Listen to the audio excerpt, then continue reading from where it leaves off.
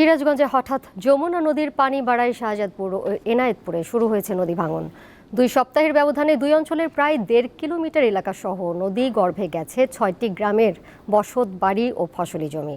হুমকির মুখে রয়েছে পানি উন্নয়ন বোর্ডের বন্যা নিয়ন্ত্রণ বাঁধ সহ সরকারি বেসরকারি নানা স্থাপনা। সিরাজগঞ্জের এনায়েতপুর ও শাহজাদপুরে ভাঙনের মুখে পড়েছে বন্যা নিয়ন্ত্রণ বাঁধ, স্কুল, মসজিদ, মাদ্রাসা, বসতভিটা ও ফসলি জমি।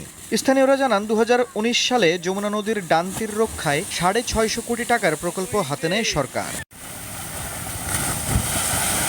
কিন্তু পানি উন্নয়ন বোর্ড আর ঠিকাদারের গাফিলতির কারণে তা বাস্তবায়ন হচ্ছে না। ফলে প্রতিনিয়ত নদী ভাঙনের শিকার হচ্ছেন নদী তীরবর্তী এলাকার বাসিন্দারা।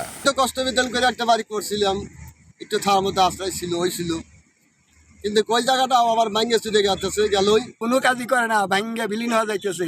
আমরা কত অনুরোধ করি, আমাদের কথা তারা কোনো কার্যকর করে না।